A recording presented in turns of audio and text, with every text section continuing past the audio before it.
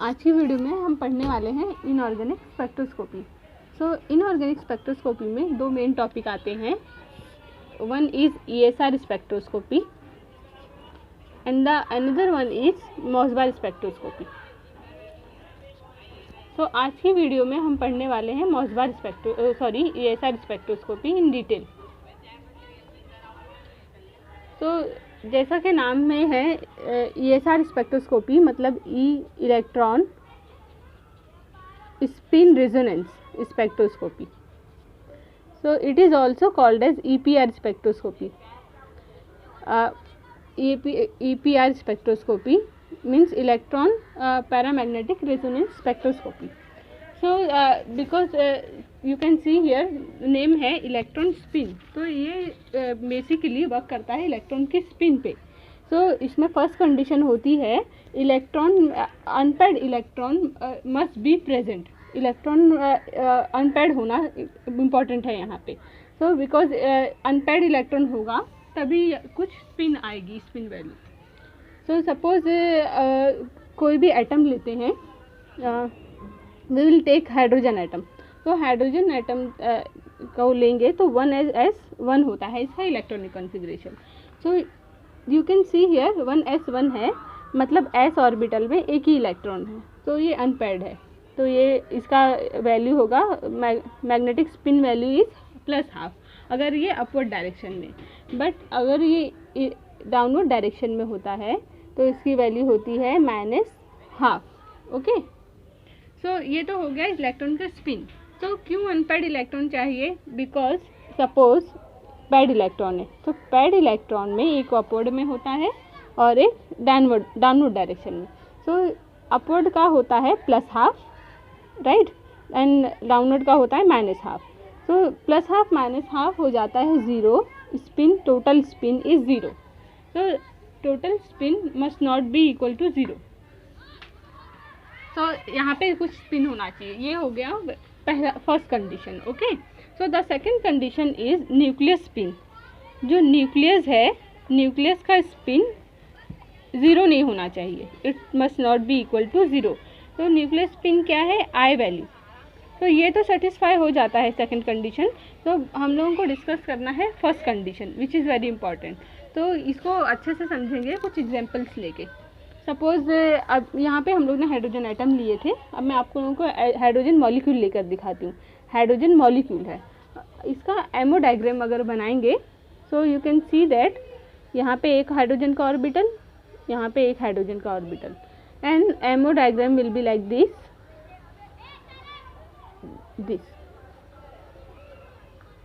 This one is ammo diagram. ये hydrogen atom के पास 1 electron है, यहाँ पे 1 इलेक्ट्रॉन है। अब ये मॉलिक्यूल है, तो दोनों इलेक्ट्रॉन पैड अप हो रहे हैं मॉलिक्यूल फॉर्म करने के लिए। बिकॉज यहाँ पे after formation of molecule there is no unpaired electron, that's why it will become ESR inactive. ESR inactive है, इनएक्टिव ओके। एक और एग्जांपल लेंगे अच्छे से समझने के लिए। लेंगे boron, diboron, boron molecule. Boron molecule में एक बोरोन का इलेक्ट्रॉनिक कॉन्फ़िगरेशन होता है 1s2 2s2 2p1। यहाँ पे वैलेंस इलेक्ट्रॉन p है, p का है, तो हम लोग डायरेक्टली एमओ डायग्राम बनाएंगे p के लिए। ये p ऑर्बिटल, यहाँ पे एक p ऑर्बिटल। एमओ जब बनाएंगे यहाँ पे, तो यहाँ पे आएगा पाई ऑर्बिटल, सबसे लोएस्ट एनर्जी में पाई ऑर्बिटल। फिर सिग्मा, दिस वन इज और sigma orbital. Similarly here pi orbital, then sigma anti bonding, pi star and sigma star. ये हो गया। अब यहाँ पे एक इलेक्ट्रॉन है, यहाँ पे भी एक इलेक्ट्रॉन है बोरोन एटम में। ये दोनों इलेक्ट्रॉन लोएस्ट एनर्जी ऑक्यूपाई करेंगे। यहाँ पे पाई ऑर्बिटल में 1 इलेक्ट्रॉन यहाँ, 1 इलेक्ट्रॉन यहाँ जाएगा। अब both the electrons are unpaired here. You can see that both the electrons are unpaired. Because 2 unpaired electron is present, it will become ESR active okay. This is a ESR active molecule. So this is how you can find out molecule is ASR active or inactive. So let's take the another example, how to find out the signals and splitting of ASR signals. So basically ASR spectroscopy में क्या होता है, only one signal मिलता है, main signal is only one, but वो signal further split होता है another signals में. नंबर ऑफ सिग्नल्स हम लोग कैसे निकालेंगे वो फाइंड आउट करेंगे. तो यहाँ पे पहला एक एग्जांपल लेंगे हाइड्रोजन मॉलिक्यूल का.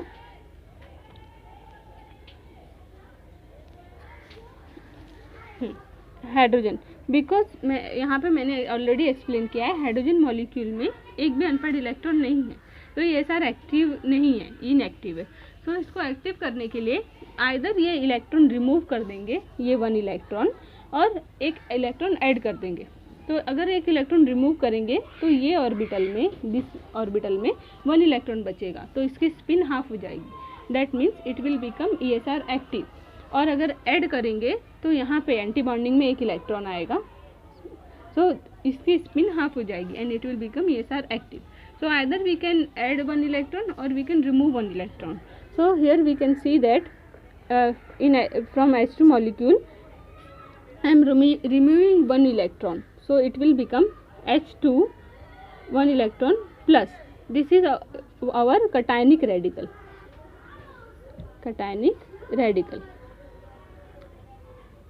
Similarly, if we will remove add one electron, it will become minus charge, and this is what? Anionic radical.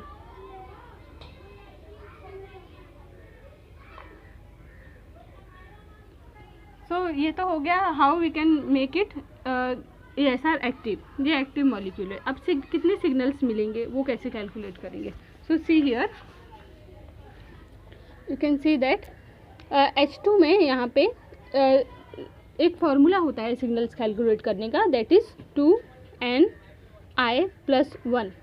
तो यहाँ पे जो n है दैट इज़ और number of nucleus involve in splitting. Number of nucleus मतलब कि यहाँ पे H2 है, H एटम H से बॉन्डेड है, राइट. तो यहाँ पे इलेक्ट्रॉन एक है in cationic radical. I am taking example of cationic radical here. So यहाँ पे इलेक्ट्रॉन एक है बट न्यूक्लियस दो है.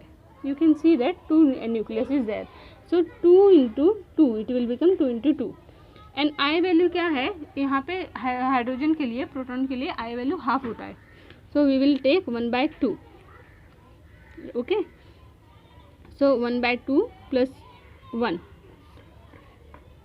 So if you will calculate this, तो 2 से कैंसिल हो जाएगा and it will become 3 lines. So जिसका भी n वैल्यू i वैल्यू 1/2 होता है उसके लिए एक सिंपल फार्मूला है. सी 1 i वैल्यू हाफ होता है, तो ये 2 से ये हाफ कैंसिल हो जाता है. तो सिंप्लीफाई करके लिखते हैं n+1 rule. n+1 rule is applicable for only the molecule which has I value 1/2. So we got here 3 lines. Okay. So what will be the intensity of these 3 lines? वो कैसे find out करेंगे. तो इसके लिए होता है एक triangle है, पास्कल ट्राइंगल, उससे हम लोग इंटेंसिटी फाइंड आउट करते हैं. लेकिन but listen one thing, Pascal triangle is applicable for only I value is equal to half. Only I value half होता है देन ओनली और पास्कल ट्राइंगल इज वैलिड. तो पास्कल ट्राइंगल में होता क्या है, n = 0 के लिए ओनली वन सिग्नल होता है जो स्प्लिट नहीं होता है. देन n = 1 के लिए यहाँ पे if you will put n value 1 here you will get total number of lines 2. So because 2 lines are there, so intensity will be 1 and for n = 2.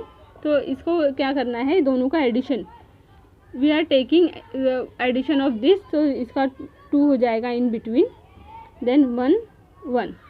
Okay. So again we will see for n = 3 it will become 1 + 2 is 3, 2 + 1 is 3, then again 1. Simply addition करना है. n = 4, 1 + 3 is 4, 3 + 3 is 6, 3 + 1 is 4, then 1 1. So like this we have to follow the Pascal triangle, ऐसे increase होते जाएगा. Okay, so there is a one thing that n equal to 1 के लिए I value कुछ भी हो, all the signals will have intensity equal. 1:1 है, suppose I value 1 है और 2 है, देन फिर भी n 1 इज इक्वल टू 1 के लिए इंटेंसिटी रेशो 1 ही रहेगा. 1 1 1, how many, no matter how many signals are there, how many lines are there. So this is our Pascal triangle. Next we will take one more example. We'll take methane molecule. This one is our first one. We are taking methane molecule. So CH3 radical. So यहाँ पे आप लोग देख सकते हैं carbon पे radical present है, तो इसको सिंप्लीफाई करके लिखेंगे carbon radical, hydrogen and hydrogen, 3 protons are there. So because carbon has radical, carbon का जो एटॉमिक मास है वो 12 होता है. ओके, सो 12 एटॉमिक मास है. तो आई वैल्यू फाइंड आउट करने के लिए हम लोग एक फॉर्मूला यूज़ करते हैं, एटॉमिक मास डिवाइड बाय 4. तो अगर वो टोटली कम्प्लीटली डिविजिबल होता है तो वो नॉन मैग्नेटिक न्यूक्लियर होता है, मतलब वो ESR एक्टिविटी शो नहीं करता. तो कार्बन 12 है, तो यहाँ पे हम देखेंगे 12 divide by 4, we will get 3. so 3 is a whole number, so it will not show magnetic activity and it is inactive, ESR inactive. So simply hydrogen में एक होता है एटॉमिक मास और 1 divide by 4 is not a whole number, that's why hydrogen is ESR active molecule. So carbon 12 जो है ESR inactive है, and carbon 12 की एबेंडेंसी जो है इन्वायरमेंट में दैट इज 98.9%, एबेंडेंसी 98.9% है. और कार्बन 13 जो है वो 1.1% है, जो कि निग्लिजिबल अमाउंट है, it's very less amount. So we will take carbon 12, we will consider this carbon as a carbon 12, and that's why it will not show a splitting. So only hydrogen की splitting calculate करेंगे. So you can see here all the protons have same and similar environment, same environment is there. So same environment है, मतलब कि यहाँ एक type का ही proton present है. So formula आएगा 2ni+1. ओके, तो यहाँ पे नंबर ऑफ न्यूक्लियस कितने हैं, 3 न्यूक्लियर पार्टिसिपेट कर रहे हैं स्प्लिटिंग में, तो यहाँ 3 हो जाएगा. एंड आई वैल्यू प्रोटॉन के लिए हाफ है, तो ये हाफ हो गया, and +1. So if we will calculate this we will get 4 lines, total 4 lines.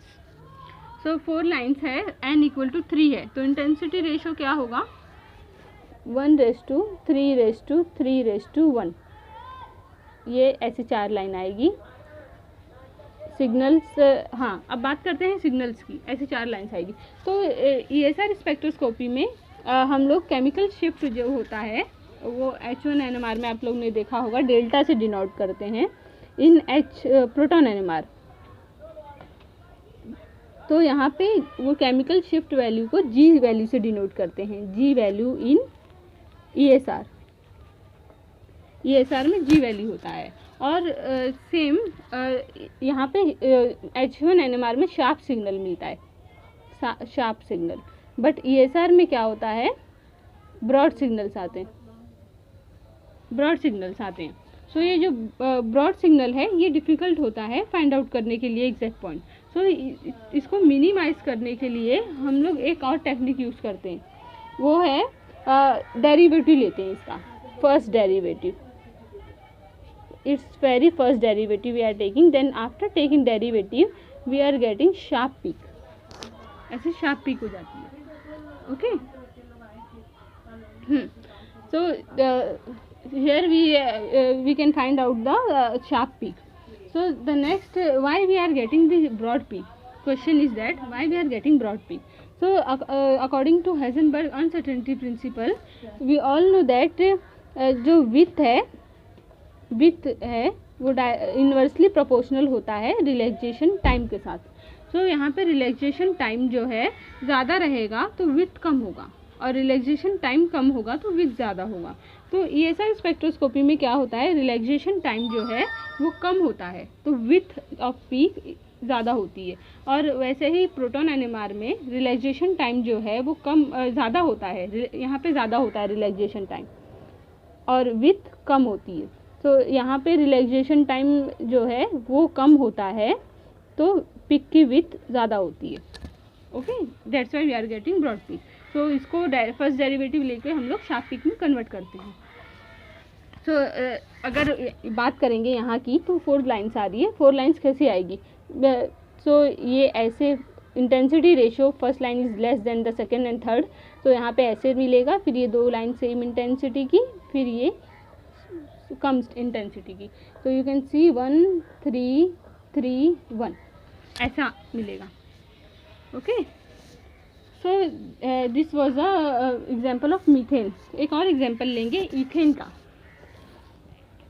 So you will understand better. यहाँ पे लेते हैं ethane. So you can see that यहाँ पे CH2 एंड CH3 रेडिकल।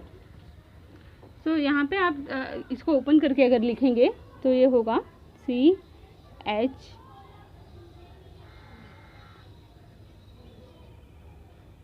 हाँ, ये रेडिकल यहाँ है। So you can see that this radical is near to these 2 protons. ये 2 प्रोटॉन के बहुत पास में है, तो इसका जो इन्वायरमेंट है ये डिफरेंट है ये 3 प्रोटॉन के इन्वायरमेंट के। You can see that these 3 protons are far away from this radical, ये डिस्टेंस ज़्यादा है, और यहाँ पे ये दोनों अलग इन्वायरमेंट में मतलब क्लोज हैं। तो ये 2 प्रोटॉन एक टाइप के हो गए, और ये तीनों प्रोटॉन एक अलग टाइप के हो गए, और ये दोनों अलग। ओके, सो यहाँ पे 2 टाइप के प्रोटॉन्स प्रेजेंट है। तो बिकॉज 2 टाइप के प्रेजेंट है यहाँ पे प्रोटॉन, तो यहाँ पे फॉर्मूला आएगा, सपोज ये CH2 को 1 देते हैं, ये वाले H1 को A देते हैं A, एंड इसको B मार्क करते हैं। ओके, तो यहाँ हो जाएगा 2NAIA plus 1 into 2NBIB plus 1। So we will put value in this formula, और वैल्यू डालेंगे। यहाँ पे 2 है Na के कितने प्रोटॉन्स हैं, कितने न्यूक्लियस हैं, number of nucleus here is 2 nucleus present है, तो यहाँ पे हो जाएगा 2 and I value is half for proton, तो हाफ लेंगे n प्लस 1। ओके, फिर यहाँ पे है 2 इंटू NB कितना है यहाँ 3 है, तो यहाँ पे हो जाएगा 3 2 इंटू 3 इंटू हाफ, ये हाफ हो गया, और ये प्लस 1, इसका स्पिन हाफ है इसलिए न्यूक्लियस का स्पिन ले रहे हैं, इलेक्ट्रॉन का नहीं। I will take different example to explain this in next example, another example. So यहाँ पे you can see that after calculating this 2 cancel, 2 + 1 is 3, here 3, और एंड हियर इज 3 + 1 4। बिकॉज यहाँ पे दोनों का स्पिन जो था न्यूक्लियस का हाफ था, हम लोग यहाँ पे n+1 फार्मूला यूज़ कर सकते थे, बट अंडरस्टैंडिंग के लिए मैंने इसको पूरा ओपन करके लिखा है यहाँ। तो यहाँ पे कर सकते थे n+1, तो सपोज ये A वाला 2 था, यहाँ पे n2 है, तो n+1 तो 3 हो जाता, तो 3 लाइन्स मिलती ये, और यहाँ पे अगर n+1 करते तो यहाँ पे 3 है तो 4 मिलता। ओके, तो यहाँ टोटल लाइन्स अगर लेंगे तो 3 × 4 12 लाइन्स, 12 लाइन्स, ये तो हो गई लाइन्स। अब स्प्लिटिंग कैसे होगी लाइन्स में, we will see here. First of all ये 3 लाइन में स्प्लिट होगा, एक सिग्नल 3 लाइन में स्प्लिट होगा ये, एंड देन ये 3 लाइन्स फर्दर स्प्लिट होगी 4 लाइन्स में, ऐसे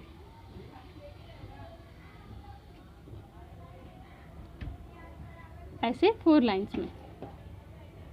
ओके, सो इंटेंसिटी क्या होगा, बिकॉज यहाँ पे I वैल्यू फर्स्ट है, 1/2 है I वैल्यू, तो यहाँ पे C पहले प्रोटॉन के लिए A वाले के लिए हम लोग यहाँ पे ले रहे हैं, तो यहाँ पे 2 था, n वैल्यू 2 थी, I वैल्यू हाफ है वहाँ पे, तो ये पास्कल ट्रायंगल फॉलो करेगा। n वैल्यू 2 के लिए 1/2/1 है, तो ये सिग्नल हो जाएगा 1 2 1, ओके। फिर यहाँ पे अगेन I वैल्यू हाफ है यहाँ पे, बट नंबर ऑफ प्रोटॉन 3 है, तो ये 3 के लिए 1:3:1 होगा। तो ये होगा 1 3 3 1 1 3 3 1 1 3 3 1, ये हो गया। अब टोटल इंटेंसिटी कैसे फाइंड आउट करेंगे लाइंस की? तो ये लाइंस को, ये जो फर्दर स्प्लिटेड लाइन है, ये वाली लाइन से मल्टीप्लाई करेंगे इंटेंसिटी से, ये वाली लाइन की इंटेंसिटी से। तो यहाँ पे लेंगे 1 मल्टीप्लाई बाय 1 विल बी 1, तो ये एज इट इज़ रहेगा पहले वाला, पहले की 4 लाइन्स, बिकॉज ये 1 से मल्टीप्लाई हो रहे हैं। फिर ये सेकेंड लाइन जो है ये 2 से मल्टीप्लाई होगा, तो क्या हो जाएगा 1 multiply by 2 will become 2, then 3 into 2 will become 6, then again 6, then 2, ये हो गया। फिर लास्ट की जो 4 लाइन्स है वो 1 से मल्टीप्लाई होगी, और ये हो जाएगा 1:3:3:1। तो टोटल ये इंटेंसिटी की 12 लाइन्स मिलेगी यहाँ पे, 12 लाइन्स। सो ये तो हो गया I वैल्यू हाफ वाले एग्जाम्पल। अब एक एग्जाम्पल लेंगे जिसमें I वैल्यू हम लोग डिफरेंट लेंगे। सपोज यहाँ पे मैं लिखती हूँ, तो I वैल्यू D के लिए 1 होता है ड्यूटेरियम। तो एक एग्जाम्पल लेंगे ड्यूटेरियम का, CD and CH2 and D radical, this is our radical. इसको सिंप्लीफाई करके लिखेंगे तो ये है D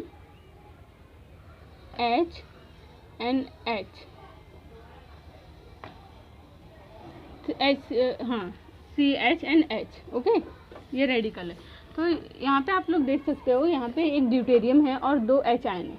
दोनों H आयन जो है वो तो सेम न्यूक्लियस है, तो ये एक अलग सेट है। दोनों ये रेडिकल से इतना ही डिफरेंस है, दोनों का एनवायरनमेंट सेम है, तो एक सेट है दोनों प्रोटॉन का और एक ड्यूटेरियम का। तो ड्यूटेरियम की I वैल्यू होती है 1, तो यहाँ पे फॉर्मूला आएगा, यहाँ पे ड्यूटेरियम की वैल्यू 1 है I वैल्यू, इसलिए n+1 रूल फॉलो नहीं करेगा ये, तो हम लोगों को पूरा फॉर्मूला लिखना पड़ेगा 2Ni+1, this is for deuterium. And then proton के लिए लेंगे 2Ni+1, ओके। तो यहाँ पे कितना ड्यूटेरियम है? ओनली 1, तो नंबर ऑफ न्यूक्लियस क्या है? 1 है, 1, एंड I वैल्यू क्या है? 1। मैंने पहले ही आपको डिस्कस किया है, I=1 होता है ड्यूटेरियम के लिए, दिस। तो यहाँ पे हो जाएगा +1, और यहाँ पे 2 न्यूक्लियस हैं प्रोटॉन के, तो 2 × 2 × हाफ +1। तो ये कैलकुलेट करेंगे अगर, तो 2/2 डिवाइड होगा, और ये हो जाएगा टोटल 3 लाइन्स, 2 + 1, 2 × 1, हाँ। एंड यहाँ पे होगा ये लाइन 2 + 1 3, अगेन 3, तो 3 3 टोटल 9 लाइन्स।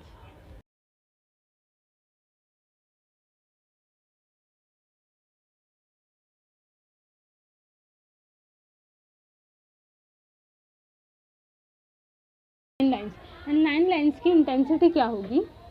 सो यहाँ पे 3 लाइन जो है ड्यूटेरियम से मिल रही है, तो बिकॉज ड्यूटेरियम n=1 है, मैंने यहाँ पे डिस्कस की थी आप लोगों से, जब n=1 होता है तो ऑल द लाइन्स, जितनी भी लाइन्स मिलती है उससे, सबका इंटेंसिटी सेम होता है, 1:1:1।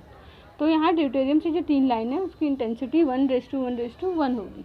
तो यहाँ पे तीनों सेम लाइन होगी, 1 1 1 इंटेंसिटी का। फिर वो लाइन फर्दर स्प्लिट हो रही है 3 लाइन में, right, further split in 3 lines.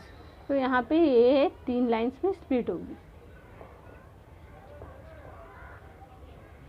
But ये जो 3 लाइन है ये प्रोटॉन्स की वजह से आ रही है, जिसका I वैल्यू है हाफ। तो प्रोटॉन्स का I वैल्यू हाफ है, और यहाँ बिकॉज ये पास्कल ट्रायंगल फॉलो करता है, n=2 के लिए हो जाएगा 1:2:1। तो यहाँ पे आएगा 1:2:1, 1 2 1 1:2:1। तो ये हो गई total 9 lines, and total 9 lines की इंटेंसिटी भी सेम होगी, बिकॉज यहाँ तीनों लाइन की ड्यूटेरियम से जो 3 लाइन है उसकी इंटेंसिटी 1 1 1 है। तो इसकी मल्टीप्लाई करेंगे तो सेम मिलेगा, 1 2 1 1 2 1 1 2 1। ओके, टोटल ऐसी लाइन मिलेगी। ये एग्जाम्पल से ये हो गया टोटल 9 लाइन्स। ओके, सो एक और एग्जाम्पल ले लेते हैं, लास्ट एग्जाम्पल। कौन सा लेंगे एग्जाम्पल? हाँ, we will take phenyl radical. Phenyl radical,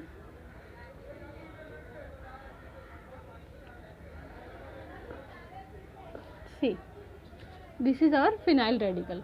phenyl radical में यहाँ पे H plus 6X plus present है, 6H आयन प्रोटॉन, एंड सबका रेडिकल जो है ये पूरे कंपाउंड पे है, तो सबका एनवायरनमेंट सेम है। So all 6 proton has a same environment here. So that's why we will find out the number of lines by the formula 2ni plus 1. So here 2 into n is our number of nuclei. So 6 hydrogen nuclei is there. That's why यहाँ होगा 6. And I value proton के लिए half है, so half plus 1.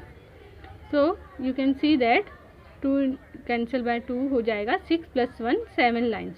सो total 7 lines होगी and intensity ratio होगा, because n equal to 6 है, intensity ratio will B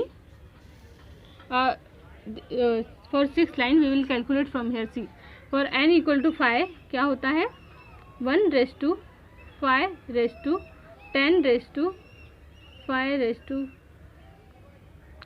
1,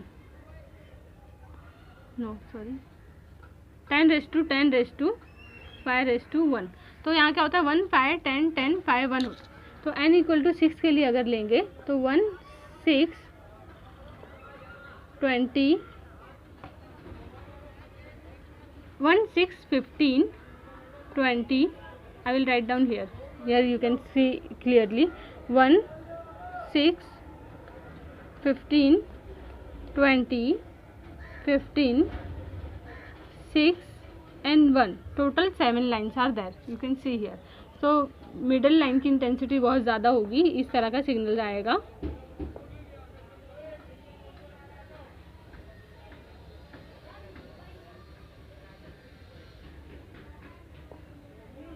ऐसा ये हो गया 20 15 6 1 15 6 1। ओके, सो यहाँ ये सारे एग्जाम्पल से हम लोगों को पता चल गया how to find out the splitting of signals, कितने लाइन्स में स्प्लिट होगा signals, we can find out by these methods. तो in next lecture we will discuss the Drago's rule.